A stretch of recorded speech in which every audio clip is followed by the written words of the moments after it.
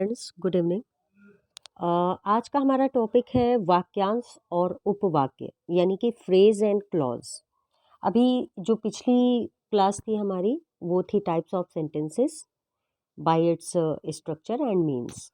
तो अभी देख लेते हैं, ये वाक्य में प्रयुक्त होने वाले ही चीज़ें हैं, लेकिन ये छोटी यूनिट है। सबसे छोटा यूनिट आपका फ्रेज होता है, उससे बड़ा क्लॉज होता है, और इसके बाद आपके सेंटेंसेस होते हैं।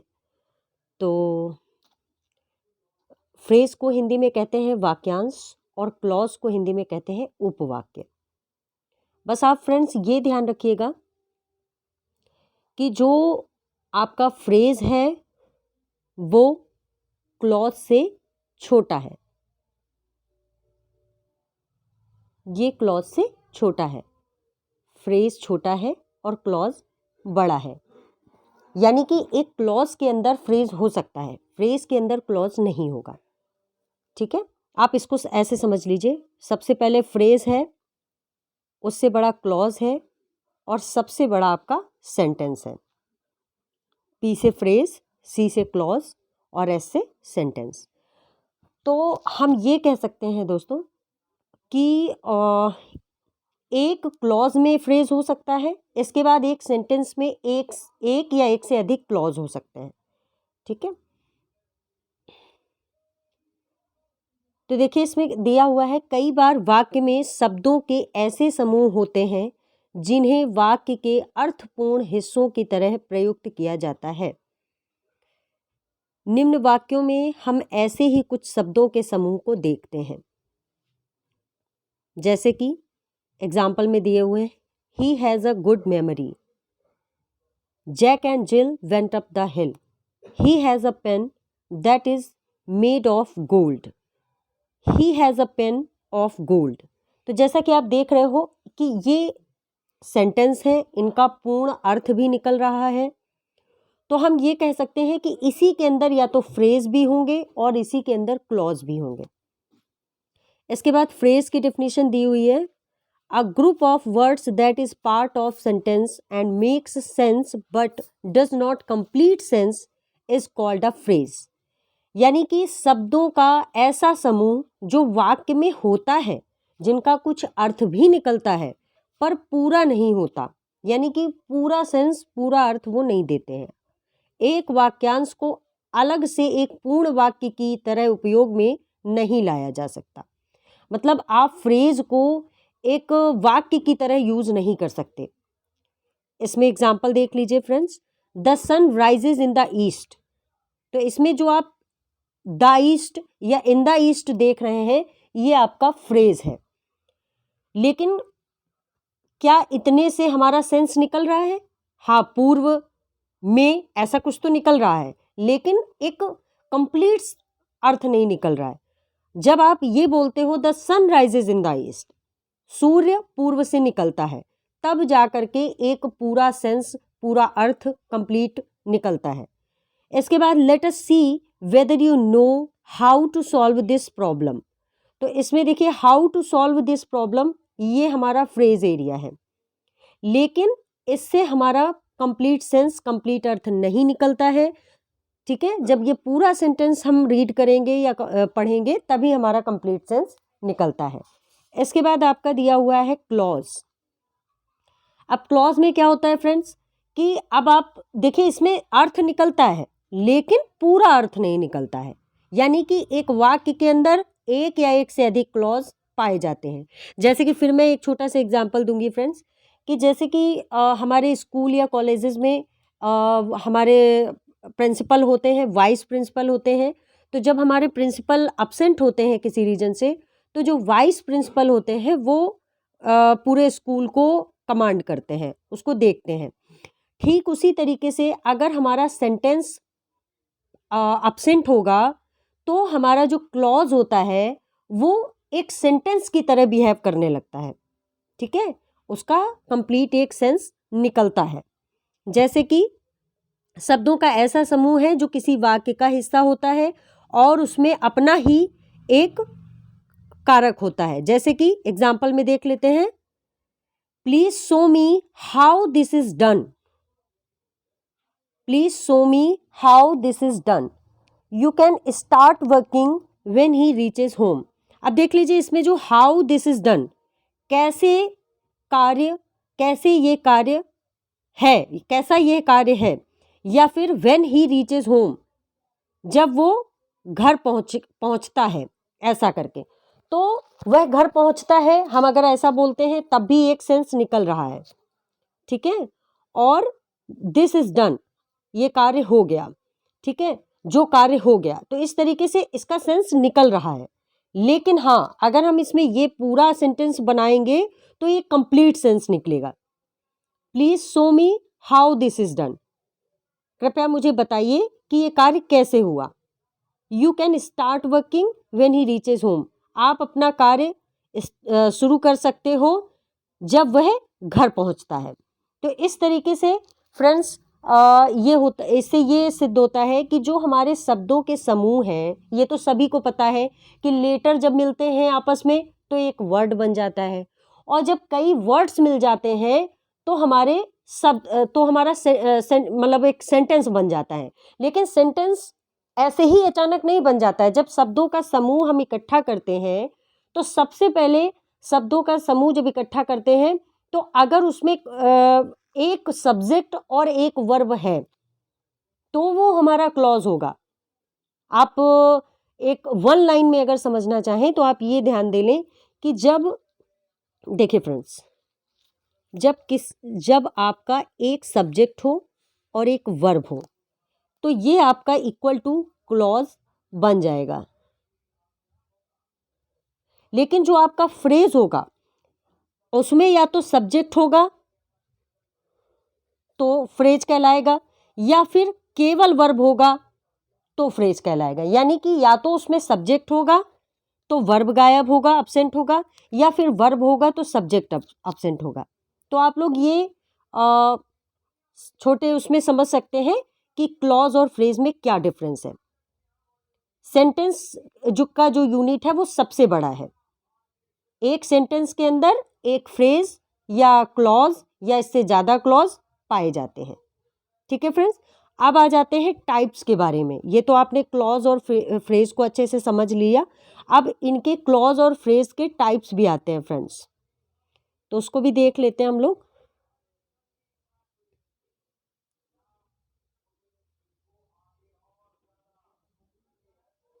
देखिए फ्रेंड्स, यहाँ पे भी आपका दिया हुआ है। तो यहाँ पे फ्रेज के 5 टाइप्स दिए हुए हैं। पहला है प्रीपोजिशनल। इसमें क्या दिया हुआ है, begins with a preposition, ends with a noun. जो फ्रेज आपके कई शब्दों से मिले होते हैं, दो शब्दों से, 2 या 3 शब्दों से मिलकर बना होता है फ्रेज। तो आप ध्यान दीजिएगा, जब भी आपका शॉर्टकट में समझ लीजिए कि जब भी आपका फ्रेज प्रीपोजिशन वर्ड से बिगिन विथ प्रीपोजिशन और एंड विद नाउन, और अगर फ्रेज नाउन से एंड होता है तो वो आपका प्रीपोजिशनल फ्रेज कहलाएगा। शॉर्टकट में समझते चलिए। जीरंड, सेकंड जो टाइप है फ्रेज का वो है gerund. Contains a present participle, ends in ING. आप इतने से समझ लीजिए कि जो जीरंड होगा और जीरंड जो फ्रेज होगा आपका टाइप होगा, उसमें आपका जो फ्रेज होगा वो आईएनजी फॉर्म से एंड होगा, ठीक है। जैसे कि इसमें देखिए दिए हुए हैं एग्जाम्पल में, द टीचिंग्स,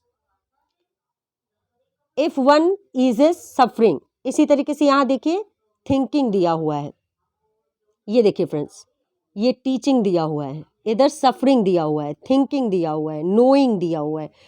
तो इस हैप्पीनेस इज नोइंग। तो इस तरीके से आईएनजी से जब फिनिश हो तो आप समझ जाइएगा कि ये हमारा जीरंड फ्रेज है, ठीक है फ्रेंड्स।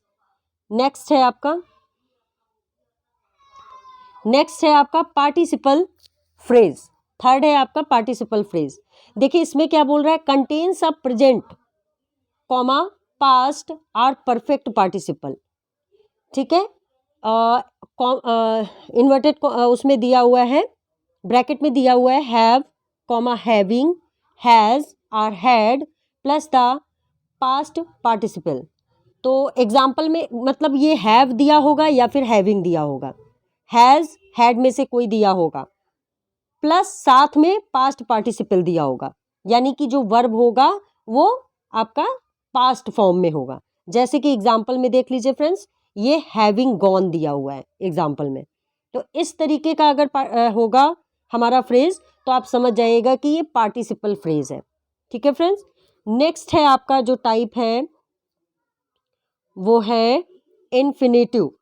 इन्फिनेटिव फ्रेज में क्या होगा, कंटेन्स द इन्फिनेटिव, यानी कि to plus verb form used to make present tense and can function as a noun, adjective or adverb to become an excellent। तो देखिए ये एग्जाम्पल यहाँ पे दिया हुआ है, इससे आप समझ जाइएगा कि यानी कि जिसमें टू जरूर लगा होगा फ्रेंड्स, तो आप समझ जाइएगा कि ये इन्फिनेटिव फ्रेज है आपका। इसके बाद नेक्स्ट एंड लास्ट है आपका अब्सोल्यूट फ्रेज जब होगा आपका, तो इसमें देखिए क्या होगा, consist of a noun or noun substitute followed by an adjective or participle.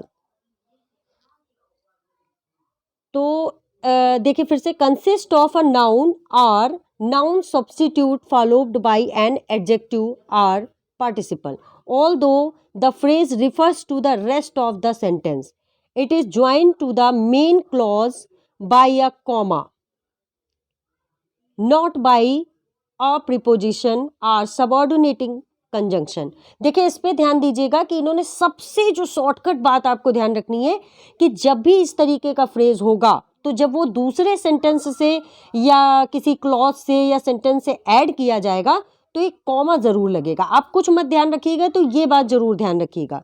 अगर आपको ये बात ध्यान नहीं रहती है कि noun or noun substitute followed by an adjective or participle, तो आप बस इतना ध्यान रखिएगा कि ये वाला फ्रेज जो एब्सोल्यूट फ्रेज होगा वो कॉमा के साथ सेंटेंस में जोड़ा जाएगा।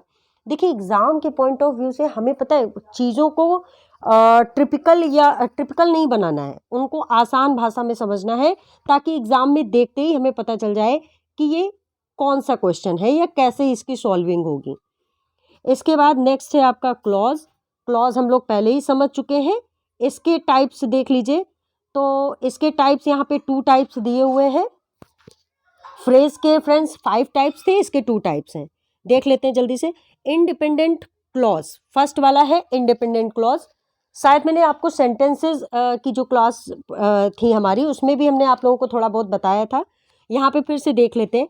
इंडिपेंडेंट क्लॉज उसे कहते हैं फ्रेंड्स जो किसी पे भी डिपेंड नहीं होगी, जो खुद पर ही निर्भर होगी, उसको किसी और सेंटेंस की ज़रूरत नहीं होगी या दूसरे क्लॉज की ज़रूरत नहीं होगी। ठीक है, देखिए इसमें दिया हुआ है क्लॉजेस कैन स्टैंड अलोन। देखिए वही चीज़ आ गई कि जो क्लॉज अकेले खड़े रह सकते हैं एज अ सेंटेंस की तरीके। These have a subject and a verb, इसमें सब्जेक्ट भी होगा वर्ब भी होगी, and make up a complete thought, और एक ये पूरा अर्थ देंगे। जैसे कि एग्जाम्पल में दिया हुआ है, the main cause of suffering is traced to selfish craving. ठीक है, और ये अपने आप में एक कंप्लीट सेंटेंस बन जाता है। इसके बाद नेक्स्ट है आपका डिपेंडेंट क्लॉज। अब इसके नाम से ही हाँ, और इसको सबऑर्डिनेट क्लॉज भी बोलते हैं, दोनों बातें एक ही हैं, आप कंफ्यूज मत होइएगा फ्रेंड्स कि ये हमें तो 2 बताए गए हैं टाइप्स, बट यहाँ पे 3 आ गए। डिपेंडेंट क्लॉज को ही सबऑर्डिनेट क्लॉज भी हम बोलते हैं।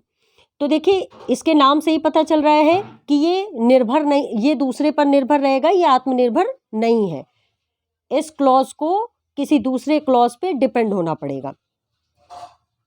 देखिए इसको देख लेते हैं। Also called subordinate clause start with a subordinate conjunction. हाँ, एक चीज और, ये हमेशा सबऑर्डिनेट कंजंक्शन के साथ ही स्टार्ट होगा, and can not stand alone as sentence, they have to be attached to an independent clause to have any grammatical weight. Example में देख लीजिए, while the cause of suffering is traced to selfish craving dash is a dependent clause। ठीक है, तो ये जो आपका देख रहे हो इसमें हमें कंप्लीट सेंस नहीं मिल रहा है, इसलिए डिपेंडेंट क्लॉज में जाएगा। इसके बाद you can see it has a subject the cause. देखिए इसमें एक्सप्लेन किया गया है कि इसमें जो द कॉज है वो आपका सब्जेक्ट हो गया। And a verb is traced, जो ट्रेस्ड शब्द इसमें दिया हुआ है, ये ट्रेस्ड शब्द जो है वो आपका वर्ब है, और ये जो द कॉज है ये आपका सब्जेक्ट है। इसके बाद but because the clause start with the subordinating conjunction, ये देखिए ये जो वाइल है ये आपका सबऑर्डिनेटिंग कंजक्शन है, इससे स्टार्ट हो रहा है, इसलिए ये आपका डिपेंडेंट क्लॉज में ऑटोमेटिक चला जाएगा। ठीक है, फिर इसके बाद whole thing become dependent on the rest of the sentences. देखिए सारे रूल हमारे फॉलो हो रहे हैं, एक सब्जेक्ट है, एक वर्ब है, प्लस हमारा जो सेंटेंस है वो सबऑर्डिनेटिंग कंजंक्शन से स्टार्ट हो रहा है, इसलिए इससे ये पता चलता है कि ये हमारा डिपेंडेंट क्लॉज है। इसके बाद देख लेते हैं हम लोग the rest of the sentence which by the way, और ये एग्जाम्पल में देखिए इस तरीके से दिए हुए हैं, अगर इस तरीके के कंजंक्शन आते हैं तो आप समझ जाइए वो डिपेंडेंट क्लॉज है। विच by the way is human can through the practice of wisdom and comparison transcend and the treadmill of repeated existence. इसके बाद अब यहाँ पे देखिए टाइप्स आपके खत्म हो गए।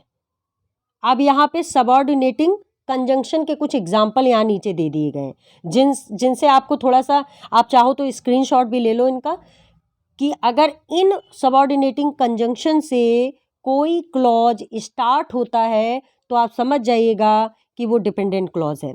जैसे कि amongst others not in this list, among इस लिस्ट में नहीं शामिल है, because, as if, even though, although, since, whereas, when, how, whenever, while and so that, ये सारे हमारे subordinating conjunctions can also be duplicates of words that have other functions such as when, how, even. So you have to watch where the word is placed in a sentence to see its function. तो अगर ये sentence के पहले आ जाता है, clause के पहले आ जाता है, तो आप इजीली समझ सकते हो कि ये हमारा डिपेंडेंट क्लॉज है। तो फ्रेंड्स आई होप आप लोगों को फ्रेज और क्लॉज के टाइप्स और उसका मीन्स डेफिनीशन अच्छे से समझ में आ गया होगा। सो नेक्स्ट जो हमारा वीडियो रहेगा फ्रेंड्स, वो रहेगा हमारा टेंस पे। बहुत ही सरल भाषा में आप लोगों को टेंस एक बार रिवाइज करा दिए जाएंगे। देखिए किसी भी चीज़ की शुरुआत जब बेसिक तरीके से होगी, सरल तरीके से होगी, तो आगे आप लोगों को जब थोड़ा बड़ा टॉपिक आएगा तो अच्छे से समझ में आएगा। ठीक है फ्रेंड्स, बाय बाय।